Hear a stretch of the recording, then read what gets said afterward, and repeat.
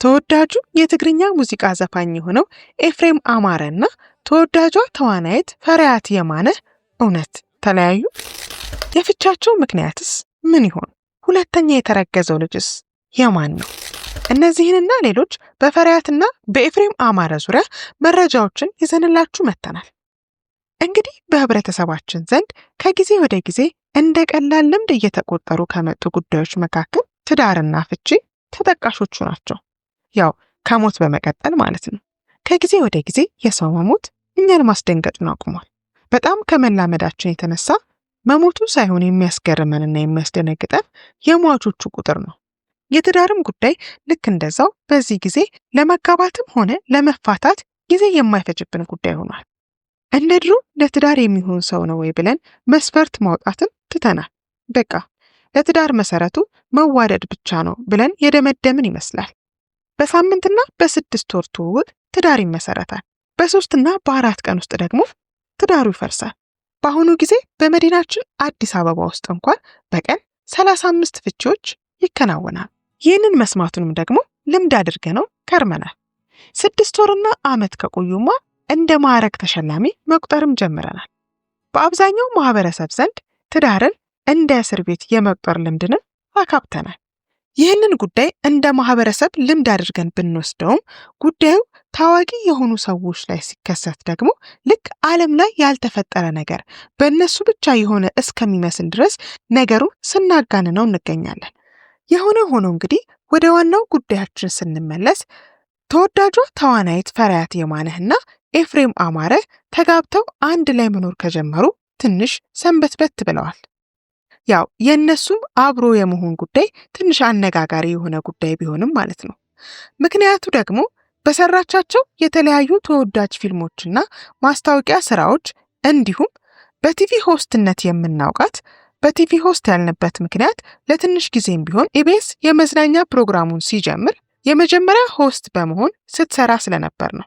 በእነዚህ ሁሉ ሙያዎች የምናውቃት ፈሪሃት የማነ ድል ባለ ሰርግ ብዙ ወዳጅ ዘመድና ታዋቂ ሰዎች በተገኙበት ከሌላ ሰው ጋር ጋብቻ መስረታ የነበረ ቢሆንም ነገር ግን ጋብቻ ከመሰረተች በኋላ ረዘም ላለ ጊዜ ከሚዲያው ጠፍታ ቆይታ ከዛም እርጉዝ ሆና ከኤፍሬም አማረ ጋር አየናት። ያም ሳይበቃን ደግሞ አብረው መሆናቸውን ጭምር አወጁ። ከዛም ብዙ ባልተንዛዛና ባልተጋነነ ዝግጅት የቀለበት ፕሮግራም አዘጋጅተው ወዳጅ ከዘመድ ተቀላቀሉ። የልጃቸውንም ክርስትና አከበሩ። ከዛም እንግዲህ በፈሪሃት የማነ ስም በተከፈተ የዩቲዩብ ገጽም በተለያዩ ጊዜ ውሏቸውንና ፍቅራቸውን እያጋሩን ከርመውም ነበር። የተለያዩ ርዕሰ ጉዳዮችንም እያነሱ ከተመልካቾቻቸው ጋር ይወያዩም ነበር። ፈሪሃት የተለያዩ የበጎ አድራጎት ስራዎችንም ትሰራ ነበር። ከጋብቻዎቿ በኋላ ግን ወደ ፊልሙ ዓለም ሳትመለስ ቆይታም ነበር። ነገር ግን ከሰሜኑ ጦርነት ጋር በተያያዘ ስሟ ሲነሳ ከርሞም ነበር። የሰራቻቸው ፊልሞች ግን አሁንም ድረስ ተወዳጅነታቸውን ይዘው ዘልቀዋል። እንደምናውቀው ኤፍሬም አማረም ተወዳጅ የትግርኛ ሙዚቃ ዘፋኝ ነው። የእሱን ሙዚቃ ቋንቋውን የሚችለውም ሆነ የማይችለው በእኩል ስሜት ነው የሚያዜመው። የሰራቸው ስራዎች እጅግ ተወዳጅነትን ያተረፉ ቢሆንም ከነዛ መካከል ደግሞ አነ ሮራ፣ ሳይ፣ ህዝበይ፣ መዓዛ ልበይ የተሰኙት ደግሞ ነጥረው መውጣት የቻሉ ዜማዎች ናቸው። በጊዜው ሁለቱ መጣመራቸውን ባወጁበት ሰዓት አብዛኞቹ አድናቂዎቻቸው የተሰማቸውን ደስታ በተለያየ መንገድ ሲገልጹላቸው ነበር። እሰይ እንኳን ለዚያ በቃችሁ፣ በጣም የምታምሩ ጥንዶች ናችሁ እና የመሳሰሉ ሌሎች መልእክቶችንም አድርሰዋቸው ነበር። ታዲያ እነዚህ መጣመራቸው እንኳን በህዝብ ዘንድ ደስታን የፈጠረላቸው ጥንዶች ምን ነካቸው? መቼስ ነው የተለያዩት? እንዴትስ ነው መለያየታቸው የታወቀው? የተለያዩበት ምክንያትስ ምንድን ነው? የሚሉትን ጥያቄዎች እንግዲህ በዝርዝር እናቀርብላችኋለን። እነዚህ በሶሻል ሚዲያ ላይ የዕለት ተዕለት ተግባራቸውን አልፎም ፍቅራቸውን የሚያጋሩን ጥንዶች ረዘም ላለ ጊዜ አብረውም ሆነ በተናጠል የሚሰሩት ምንም አይነት የሶሻል ሚዲያ ስራ አለመኖሩ ነው። እሱ ብቻ ሳይሆን ከሶሻል ሚዲያ አካውንታቸው ላይ በጋራ ሰርተው ፖስተዋቸው የነበሩትን ስራዎች በሙሉ እንዲወርዱ ማድረጋቸውም ነው። ከዛም አልፎ በየግል የኢንስታግራም ገጾቻቸው ላይ ፖስተዋቸው የነበሩትን ፎቶዎችና ቪዲዮዎች በሙሉ ማጥፋታቸው እነዚህ ጥንዶች መካከል ንፋስ ሳይገባ አይቀርም የሚል ጥርጣሬ አሳድሯል። የሚገርመው ነገር ደግሞ ፖስቱ ከጠፋ በኋላ ሰሞኑን ፈሪሃት አዲስ የእርግዝና ፎቶን ማጋራቷ ነው። እንደሚታወቀው እነዚህ ሁለት ጥንዶች ኑሯቸውን ውጭ ሀገር ካደረጉ ሰነባብተዋል። እንግዲህ ከሰሞኑ ፈሪሃት ከፖስተችው ፎቶ ጋር በተያያዘ የተለያዩ አስተያየት ሰጪዎች ሀሳባቸውን ሲያጋሩም ከርመዋል። እንዴ እርጉዝ ሆና ነው እንዴ ጥሏት የሄደው? አረ ይሄ የቆየ ፎቶ ነው።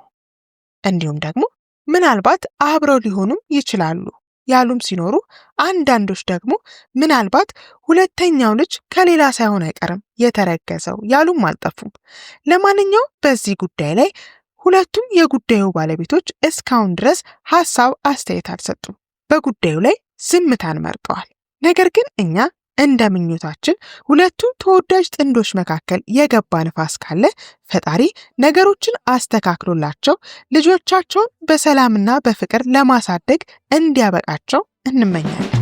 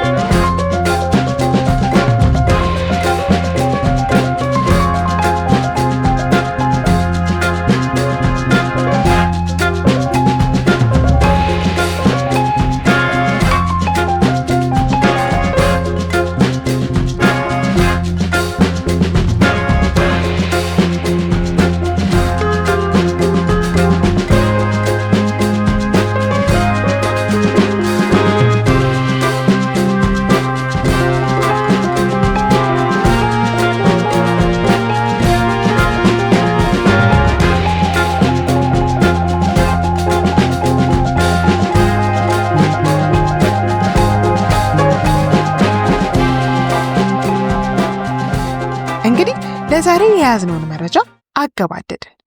ወዳችሁና ፈቅዳችሁ ስለምታደምጡን እያመሰገንን ከወዲሁ ተሰናበትን። መልካም ጊዜ፣ ቸር ያሰማን።